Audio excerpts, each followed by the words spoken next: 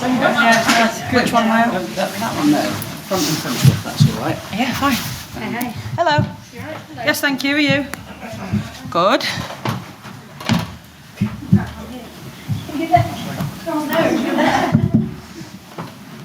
Guys, thanks as always for joining us. We'll kick off with Anton at Sky Sports News. Hey Rachel. I see. Thank you. You too. First off, how does it feel to be back? It doesn't even feel that long ago when you were celebrating at Wembley and Trafalgar Square. It feels great to be back. I was saying I think life in camp feels more normal than life out of camp right now. So it's great. Yeah, it was really nice to see everybody's faces again. Just be around the group and the staff, especially coming off the back of a fantastic summer. So it's even nicer to see each other when you're more successful. So yeah, buzzing to be back. You spent 2 months then. You're telling me you've been missing them. Yeah, every day. Yeah, my mates, my family. So no, yeah, it was. We spent a lot of time together over the summer, but we've got a great bond within the squad, and I think you do miss that when you're away from. Yeah. You talked about life away from the England camp. I mean, you had a busy summer anyway, but you decided to make it even more. Sort of, put a lot more on your plate by moving transatlantically. So how are you managing to balance everything? Yeah, I think when everyone got a nice little holiday, I was packing my life up and moving it away. But yeah, it was a move that I wanted to make happen. Obviously, I want to be back in the country, and with the rise in the WSL and how good the league is, it was something that I wanted to be a part of. So yeah, it obviously came at a crazy whirlwind time, and there's a lot of travelling around and a lot of things to do. But yeah, I couldn't be happier. You were synonymous with Houston. Was it a difficult decision to leave? Of course, you spend your club at the same. I just completely mumbled my words there. You spend such a long time at the same club. Of course, you've got ties to that, connections to that, and it's a great club. And listen, I loved my time there, but when the time comes, the time comes, and I needed to be home with my family, and I wanted to be part of the WSL. How much has life kind of changed post 31st of July? It's definitely changed. I think during the Euros we were in kind of a bubble. We didn't really see a lot of the outside world, and you got glimpses of that when you went to games and were surrounded by the fans and the media, but I don't think we were really aware of how much of an impact we had on the nation.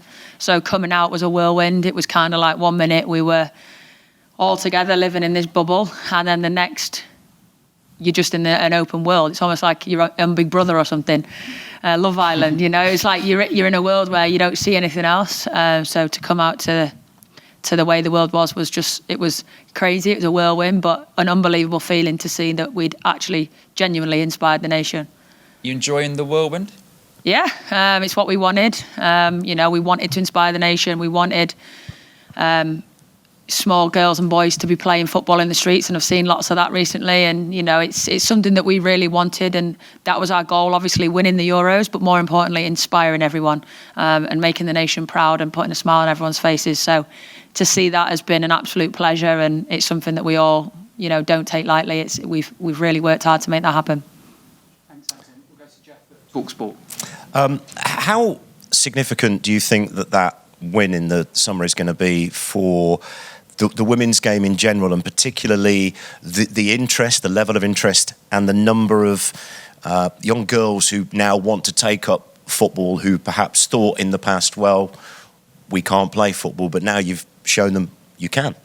Yeah, I think it'll have such a great impact, especially on the females. I've met a lot of people in the last 3 or 4 weeks, and a lot of people have said, my daughter didn't want to play, she loved it so much, and then her love got taken away from it because she was told she couldn't play, and now you've inspired her and she wants to go on and play. And I've heard that so many times I can't even begin to tell you, and that gives me goosebumps. Winning the Euros was the best thing that's ever happened to me, but hearing these things is something that, again, we as players and as people pushed for the whole time. And to hear that a lot of girls are wanting to play now, it definitely is such a special feeling.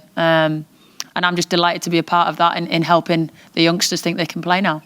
And you've got a double header in the qualification, a home game at Stoke next week, which is sold out. Can you put into words what that feels like, another sellout game?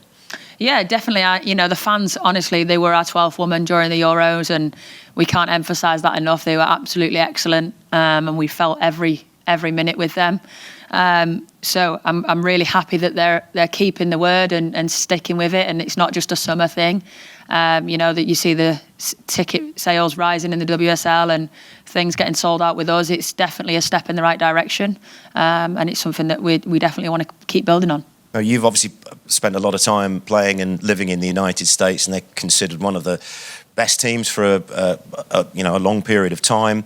I just wonder what you've gauged from people over there in terms of watching how England have progressed. What have they made of the journey that England have made in recent years? Yeah, I mean, I think England are a team that are feared. They have been for many years. We've set in place who we are, and I think more so now we are European champions, and that's something that you've got to look at with a great deal of respect, and the pressure is probably on our back now, but a lot of people want to come and play in the WSL, and I think for me that is a glaringly obvious point of the fact that we are doing well and we are succeeding, and football in England is taking off massively. I haven't spent much time in the US since the tournament, so I can't say post Euros, but yeah, I think it's glaringly obvious that England have, we've put a target on our backs, and we're, want to keep taking it one step further. And obviously you've got Austria this weekend. They've been a real tough opponent for you, haven't they?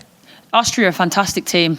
You saw that in the Euros. You saw the development of them, and how they played against us and the likes of Germany. And yeah, they've been definitely faced with really big oppositions and done really well. And we do find it tough against them. We've only beat them 1-0 twice, and they're a great side, a great, well-organised side, and it's going to be a big game for us. Thanks, Jeff. Take questions from the floor, Molly. Hey, Rach. Especially being back in England, I wonder if you've had any strange encounters with fans, whether it's been when you've been doing your shopping or when you've been out and about, because it does feel as though that legacy, as you say, it wasn't just the game, it has actually carried on over the summer, hasn't it? Yeah, I don't think I'd say strange encounters, but yeah, I've met a lot of people who probably didn't know who I was 10 weeks before, but they're so pleasant. I've met elderly men and women, I've met kids, really young kids, and everything in between, and I think they always tell me that how inspired they've been and how they've watched every single game, and how the women have done so well, and they're so proud of the whole team. And for me, that again is so nice. It's so warming to hear, especially because it is everyone. It's not just a certain age range or a certain gender. It's everybody. So yeah, I think a lot more encounters with people who know who we are, definitely. But something that is a really nice story to hear. And particularly this game against Austria, you touched on it there, they're a good opponent. How hard is it almost to go again, knowing that, I suppose, particularly in Europe, England are now kind of the team that everyone wants to beat, right? You're the ones out there to chase. Yeah, and that comes with winning, that comes with success. And like I said, it's a target on your back, but it's, pressure's a privilege, and we have to see it as that. And of course, there will be pressure on us, but right now we're focused on qualifying for the World Cup. Obviously, we're delighted about the win in the summer. European champions, of course. However, our focus is now on the World Cup qualification stage, and we know what we need to do, and it's right there in front of us. Thanks, Molly. We'll go to Tom at the back. Thanks. Thanks, Rachel. And just on that topic, I mean, how now that you are the European champions, how conscious are you of the need to go to Austria and show that and show why you're European champions with a performance that kind of lives up to that tag? Yeah, I don't think anything needs to change. We've come off the back of a successful summer. We know what we need to do. We know what Austria are about. We know what they can bring. But ultimately, we know what we need to do. And I think the focus remains firmly on us and what we can do and how we can control the game. So, yeah, it'll be a tough game, but one that we'll be more than prepared for. And just on a different topic, I wondered if you could tell us a bit about what the reaction was for yourself and teammates when you learnt about Jill and Ellen's decisions to end their careers, and kind of your thoughts on that, and also just how, now looking to the future, are you excited for what the new players coming into the squad can bring as well?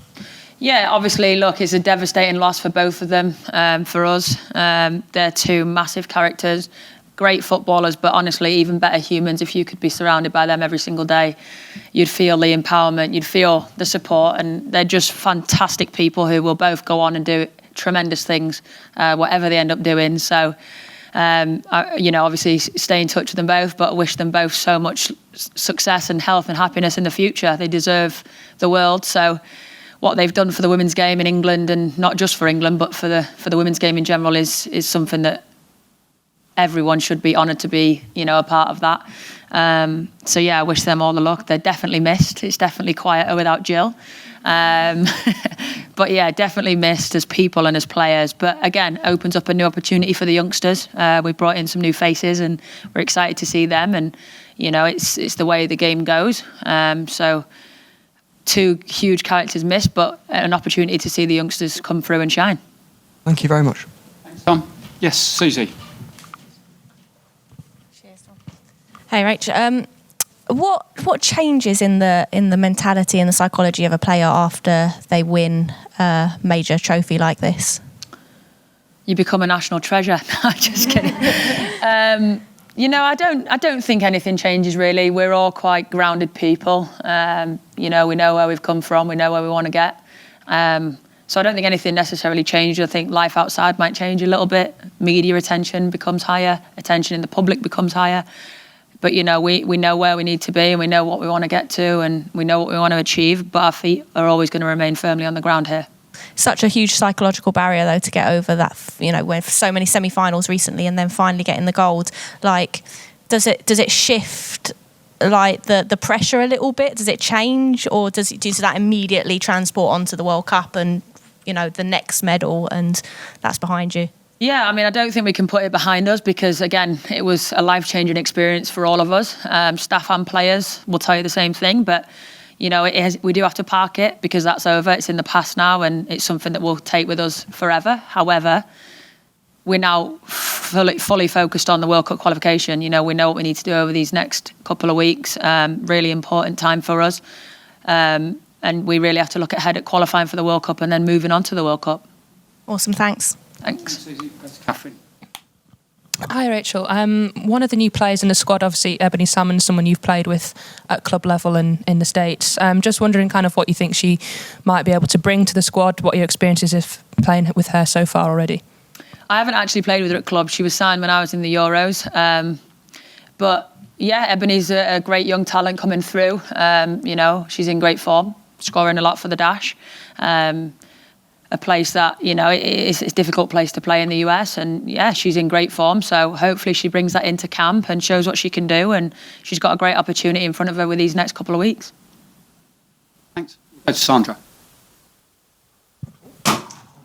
Oh no, hi Rachel. Hello. Anyway, mouse on the floor. Anyway, I was just going to ask, obviously you reflecting on the kind of the impact, you say that how things have changed, the reception you've had from the public. What did it mean to you just to go out at Ellen Road and to get that reception after winning? And have you had many kind of girls' grassroots groups or local women's clubs coming up to you and just asking for your advice about what to do next in terms of where they want to go in the game? Yeah, obviously Ellen Road was a great time for me. I'm a die-hard Leeds fan, so that was a nice experience for me, and the club have been really supportive throughout the whole Euros and before. So yeah, that was nice. But yeah, more importantly, the grassroots clubs and things, I think that's really important. And, we have quite a good relationship with our grassroots clubs that we played at, a lot of us throughout the squad. So been in touch and spoke with them and things. And yeah, a lot of youngsters reach out and ask what was it like for you growing up as a girl playing football? How did you get to where you are? And I think that's important for us to give that back. Because as a kid, I had massive idols. I had people to look up to, and, to have that and follow in the footsteps of us now is, if we can impact them in any which way. Me and Millie were out there today watching the 19s, and I think just to have them see that, you're just like them and we were once them is really important. And for us, it's something that we can definitely give back and help. Great, thanks. Yep. Hi, Rachel. Good to see you. You too. Quick question. With the new faces coming in, how important is it for them to feel included within this squad? Because they won't have gone through what you guys did this summer. So how important is it for them to feel included and to get the best out of them? Yeah, 100%. They are part of this group, though. So, they're going to feel a little bit different because they weren't there during the Euros. But, they were also watching it and feeling it, and they're still Lionesses. So coming in now, they're absolutely involved in the group and included in the group. And, there's so many more that probably aren't here that are in that category. And, we win together, we lose together. And, if we lose, the 19s lose. If they win, we win, you know, and that's the great thing about the Lionesses. I think we're all one big family, and we know that the journey we're on is all together. And how has Serena installed a winning mentality within this team? I mean, you just look at her stats. She's done it before. She's lived it. You know, she's come in and that's had an effect on us. It's rubbed off on us. And how better way to learn than learn from somebody who's already done it at the highest level in a home nation twice. So, yeah, I think if you gain your respect from things like that, and, you know, the group absolutely has the utmost respect for Serena and her staff and her team as well. So it's definitely fantastic to learn from her and her experiences. But yeah, we're so grateful and lucky to have her with us. Thank you. Thanks, Casey. Hey Rachel, you're right.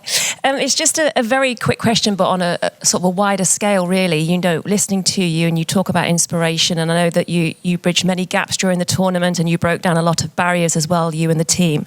Do you feel England has a new identity because of it now?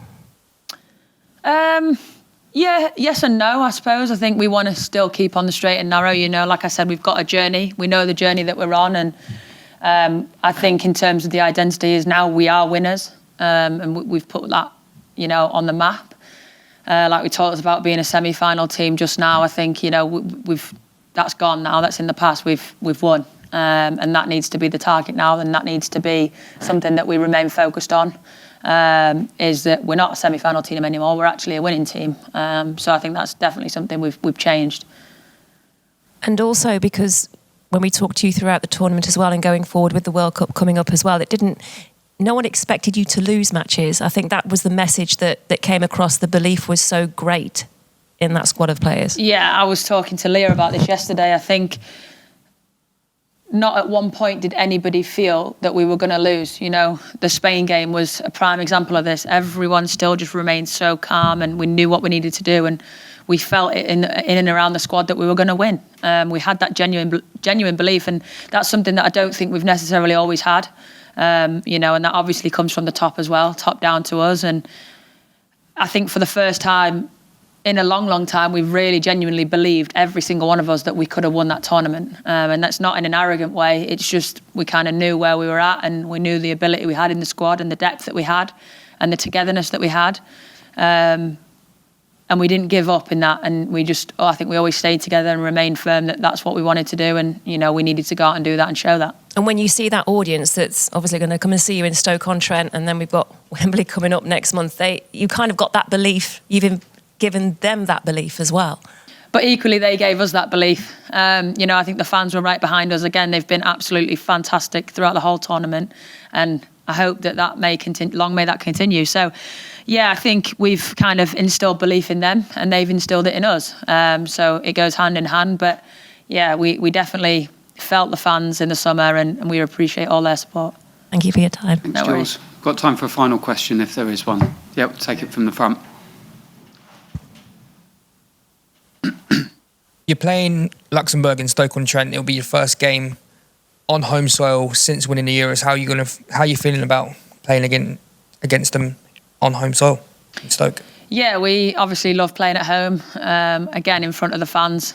I can't speak highly enough of them. So we're dying to get out in front of them again, albeit in a different circumstance. But yeah, Austria will be a big test away from home. We haven't been away from home in a while, so that'll be a big game. But I think everyone's really excited for the home game as well. And plus, it's a sellout. Obviously, the USA game at Wembley is a sellout. You played in the US. How are you looking forward to playing packed Wembley against the USA? Yeah, obviously that game sold out really quick, but again, we can't think about that yet. We've got a long way to go to get there. We need to qualify first, otherwise that game doesn't go ahead. So remain focused on Austria and Luxembourg, and then hopefully the rest will come. Thank you. Thanks, guys. Thank you. Thanks, Rachel. Cheers. Thank you very much. Thank you. Oh. I couldn't get the word "say" now.